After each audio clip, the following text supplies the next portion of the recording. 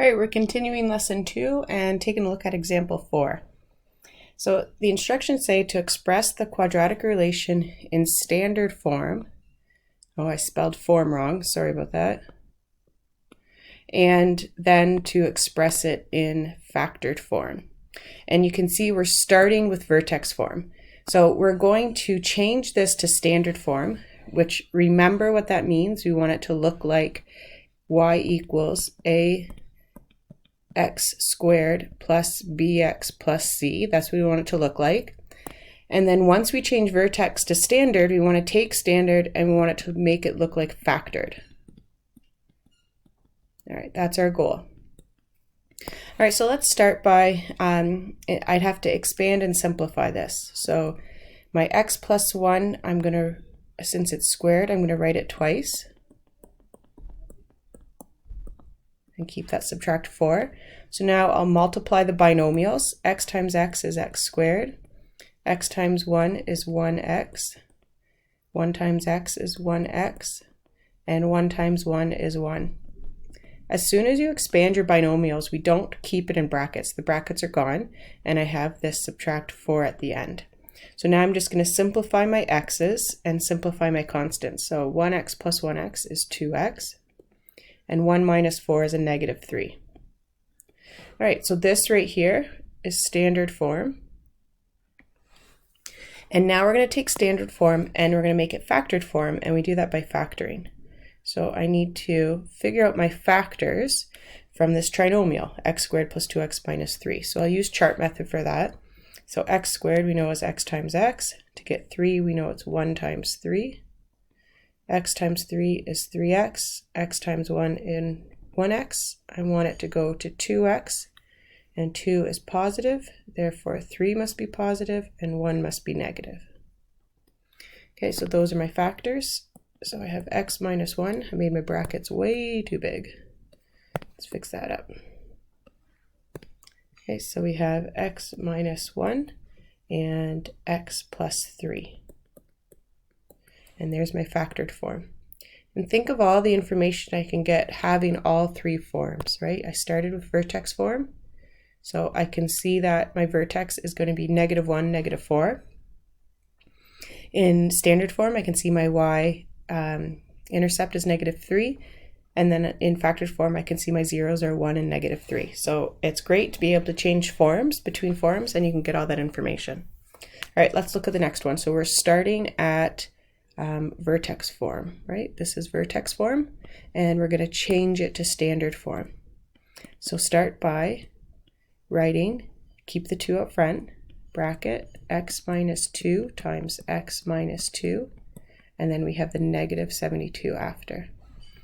All right, so leave the 2, and we're going to multiply the binomials. This time I have to keep brackets around it, because whatever answer I get, I need to multiply 2 into that bracket. So x times x is x squared. X times negative 2 is negative 2x. Negative 2x again, and then a positive 4. So keep brackets around it. And the negative 72 is not in the brackets. It wasn't part of that multiplying. All right, so now what I'm going to do, before I multiply the 2, I'll just simplify inside the bracket. So 2 times x squared minus 4x plus 4. Keep that minus 72 outside. Now I'll distribute the 2 inside. So I have 2x squared minus 8x plus 8. So since now the multiplying is done, there's no more brackets, and the minus 72 is after it. And from here, we'll just simplify the constants. So it'll be 2x squared minus 8x minus 8 minus 72 gives me negative 64. Okay, and there's standard form. All right, now I can, I'm going to factor. So this trinomial has to be factored. I'm going to look first for a common factor. So you always do top of your checklist, common factor, and I can see I have a common factor of 2 between the 3 terms. So it'll be 2 times x squared minus 4x minus, that's going to be 32. Okay, so now I see the trinomial here, and I'm going to factor that. So I need to use chart method. So x squared is x times x. For 32, I'm going to use 4 and 8. So that's going to be 4x times 8x. And we want, when these add together, I want a 4x, that to be negative, so the bigger number is negative. Okay, and we transfer that over. So my factors are going to be x plus 4 and x minus 8. And there's my factored form. Okay, let's take a look now at example 5. So example 5 says to express the quadratic relation in factored form, in vertex form. So this time we're starting with standard. So this is in standard form. And we're going to change that into factored form and then vertex form. So for factored form, the first thing that we have to do is we have to obviously factor it. So always go back to the top of your factoring checklist, and I need a common factor.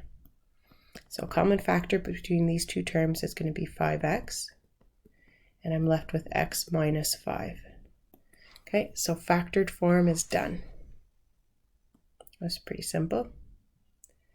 Okay, so now to do vertex form. As of right now,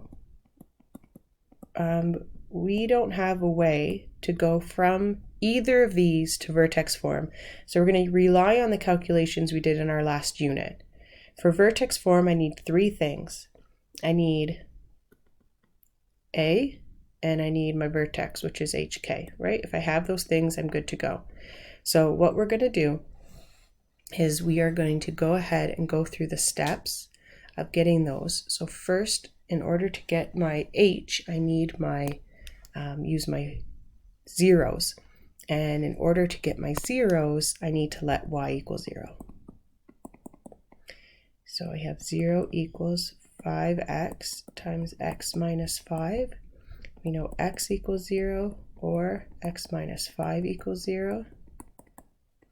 Okay, I have my zeros.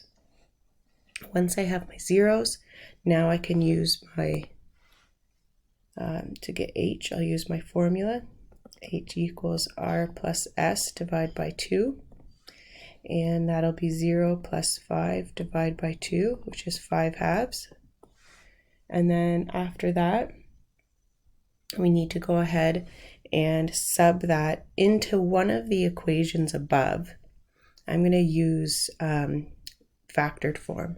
So I'm going to sub 5 over 2 in to the equation.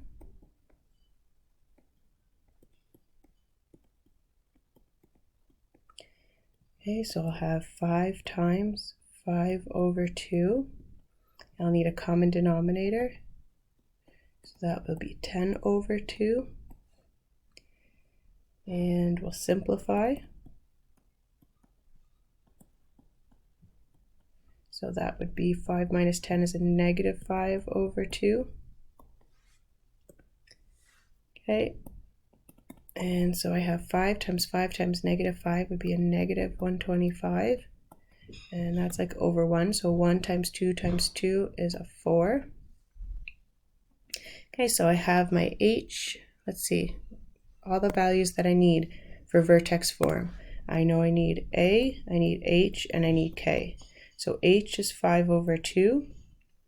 K is negative 125 over 4. And my a value I can get up here. My a value I can see is 5 for my other equations.